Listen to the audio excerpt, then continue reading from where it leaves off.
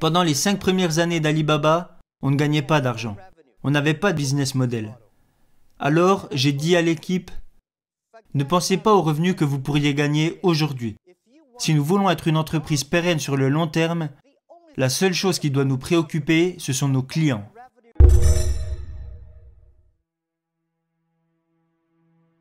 Quand j'ai lancé mon entreprise en 1995, c'était très dur. J'avais une idée. J'avais invité 24 de mes amis dans mon appartement. Parce que cette année-là, j'avais été à Seattle. C'était ma première fois aux États-Unis. Et à Seattle, j'ai découvert Internet. Et je me suis dit que cette chose avait les moyens de changer le monde. Alors, je suis allé à Seattle voir un ami à moi. Et cet ami avait un petit business avec 4-5 ordinateurs. Je n'avais jamais touché d'ordinateur avant ça parce qu'ils étaient bien trop chers pour moi. Et aussi beaucoup trop compliqués. Alors mon ami m'a dit, regarde, ça c'est Internet. Et il m'a dit, regarde, tape ce que tu veux. Je lui ai répondu, non merci, il est bien trop cher pour moi, j'ai peur de le casser, je ne sais même pas comment l'utiliser. Il m'a dit, tu sais Jack, ce n'est pas une bombe, tape juste ce qui te passe par la tête. Alors le premier mot que j'ai tapé, c'est le mot bière. Je ne bois même pas de bière, et je ne sais même pas pourquoi j'ai écrit ça. Je suis tombé sur des bières américaines, des bières allemandes, japonaises, mais il n'y avait rien sur les bières chinoises. Alors j'ai tapé le mot Chine. Il n'y avait aucune information sur la Chine. Et là je me suis dit, pourquoi ne pas mettre sur internet des informations sur la Chine? Ça c'était l'idée de départ. Alors je suis retourné en Chine et j'ai démissionné de mon travail. J'étais professeur. Cela faisait 6 ans que je donnais des cours à l'université. Alors j'ai invité 24 de mes amis dans mon appartement. Après 2 heures à leur expliquer ce que je voulais faire avec Internet, 23 de mes amis m'ont dit de laisser tomber. Ils m'ont dit, ça ne marchera jamais parce qu'il n'y a pas d'Internet ici et parce que tu ne connais rien sur les ordinateurs. Alors pourquoi veux-tu te lancer là-dedans? Et un de mes amis m'a dit, Jack, si tu veux le faire, fais-le. Et si ça ne marche pas, ben reviens en arrière. Et après y avoir pensé toute la nuit, je me suis dit, je vais le faire. Parce que la plupart des gens ont des idées originales le soir, mais quand ils se réveillent au petit matin, ils retournent simplement à leur travail. On se devait de faire les choses différemment. Alors à partir de ce moment, j'ai lancé mon entreprise avec l'aide de 2000 $ que m'avaient donné mes amis. C'est comme ça que tout a commencé.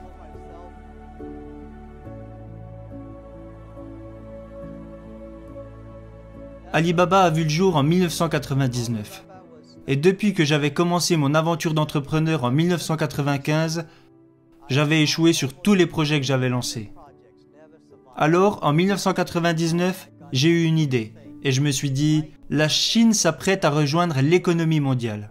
Et beaucoup de produits fabriqués en Chine vont se vendre en dehors de nos frontières. Alors si je pouvais créer un site qui aiderait les entreprises chinoises à vendre leurs produits à l'étranger et qui aiderait dans le même temps les petits business d'autres pays à vendre partout dans le monde, c'était ça mon concept. Alors en 1999, j'ai lancé Alibaba, dans mon petit appartement. Les 2000 $ qu'on m'a donnés provenaient principalement de mes parents et de quelques amis.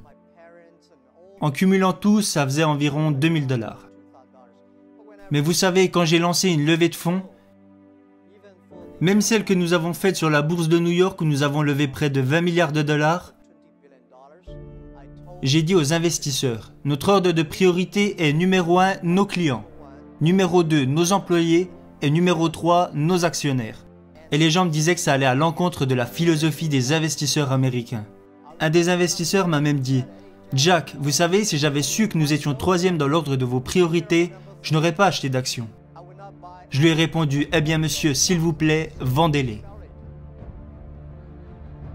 Parce que je crois qu'il y a énormément d'argent dans ce monde.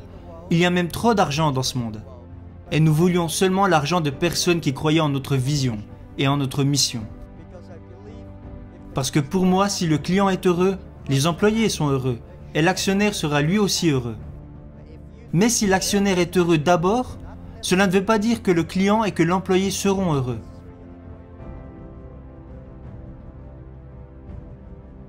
La confiance est l'une des choses les plus importantes. Quand les gens m'ont donné de l'argent, parce que je n'avais pas d'argent quand Alibaba a commencé, il y avait 18 associés dans mon appartement et j'ai dit à tout le monde, mettez toutes vos économies sur la table, gardez seulement de l'argent pour avoir 10 mois d'avance sur la nourriture et le loyer. Et n'empruntez pas d'argent à vos amis ou à votre famille, parce que je ne veux pas mettre vos parents ou vos amis à la rue à cause d'Alibaba.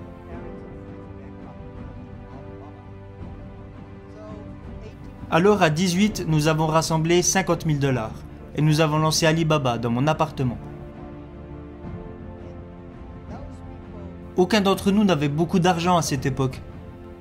Si quelqu'un vous dit « je vous donne 1 million de $ » et une autre personne vous dit « je vous donne ma confiance », lequel choisissez-vous? Moi, je choisis la personne qui me fait confiance. Parce que c'est cette confiance qui a fait que nous sommes restés unis. Ces 18 associés m'ont fait confiance et parce qu'ils m'ont fait confiance, je me devais d'être loyal envers eux. Et loyal envers la mission que nous avions. Je pense que beaucoup d'entrepreneurs se trompent. Je déteste que les gens travaillent pour moi. Je veux que les gens travaillent pour la mission que nous avons en commun. Je ne veux pas que les gens travaillent pour moi. Parce que les gens comme moi, quand on regarde au loin, on se dit « ce gars est pas mal », mais quand on s'approche, on s'aperçoit qu'il est moche. Tout le monde est pareil. Les gens pensent peut-être que je suis un bon gars, mais quand on me connaît vraiment, on s'aperçoit que ce n'est pas toujours le cas. Je peux m'énerver, je peux être malheureux, mais quand les gens croient en vous, c'est la chose la plus précieuse.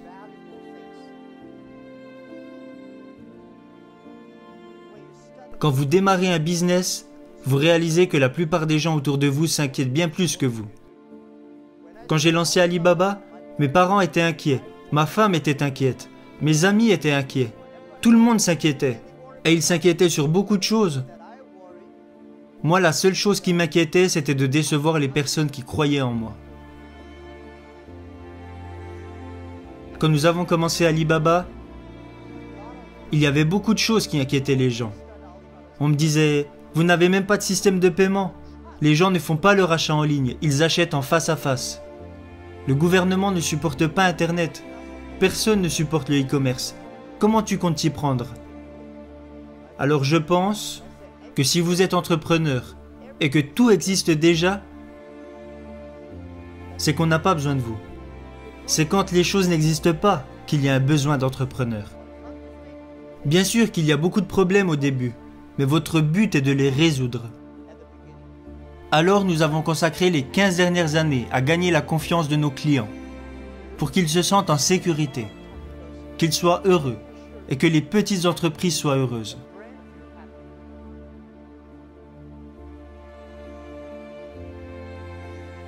Concentrez-vous sur vos clients. Rendre ces clients heureux est important. La plupart des grandes entreprises parlent toujours de leurs concurrents. Je pense qu'il y a de nombreuses raisons qui impliquent que la plupart des entreprises américaines ne réussissent pas sur le marché chinois. Une de ces raisons est qu'ils passent trop de temps à vouloir rendre leurs boss heureux, plutôt que de rendre leurs clients heureux.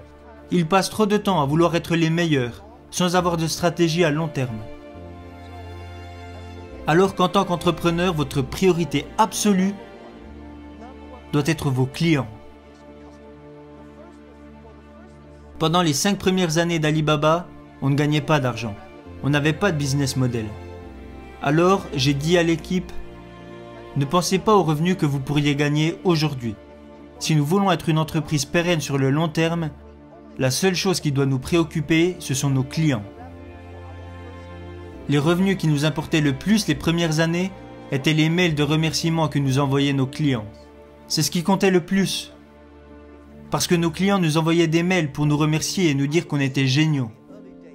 J'étais tellement heureux au début, quand j'allais au restaurant et que les gens payaient l'addition pour moi. Il y avait souvent des petits mots qui disaient « Jack, merci beaucoup. Je sais que vous ne gagnez pas d'argent, mais nous, on se fait beaucoup d'argent grâce à votre site. » J'adorais ça.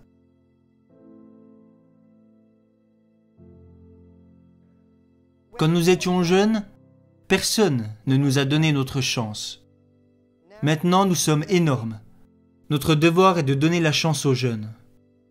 Les jeunes peuvent faire un bien meilleur travail que nous le faisons.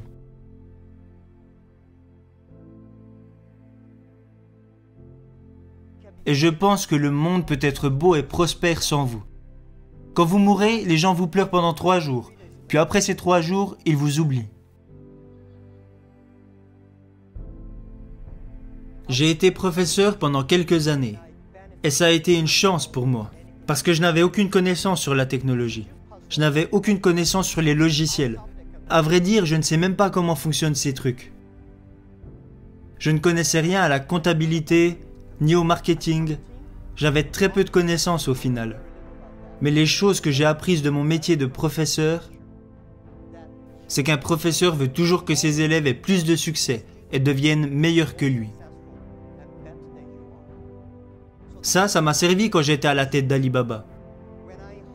Quand j'embauchais des gens, je cherchais seulement des personnes qui étaient plus intelligentes que moi. Aujourd'hui, je donne beaucoup de conseils à mes collègues. Quand ils embauchent quelqu'un, il n'y a qu'une chose à regarder. Regardez ce jeune homme. Si vous pensez qu'il pourrait devenir votre boss, si vous vous dites « dans 5 ans, ce gars-là pourrait être mon boss », alors embauchez-le. J'adore parler pour partager mes connaissances. Quand vous êtes professeur, vous n'en savez pas beaucoup plus que les autres parce que tout ce que vous apprenez, vous le partagez. Peut-être que certaines personnes n'aiment pas ce que je dis, mais mon job n'est pas de rendre les gens heureux. Mon job est de faire réfléchir les gens. Et c'est ce que nous avons fait. Si ce que je vous dis vous sert, alors retenez-le. Si ce n'est pas utile, oubliez-le. J'aime être avec des entrepreneurs. Parce que vous me rappelez les 18 dernières années difficiles que nous avons vécues. Et je crois véritablement en la chose que je vais vous dire maintenant. Si vous êtes entrepreneur, aujourd'hui est très dur. Demain sera encore plus dur. Mais après-demain sera magnifique. Le problème, c'est que la plupart des gens mourront demain soir.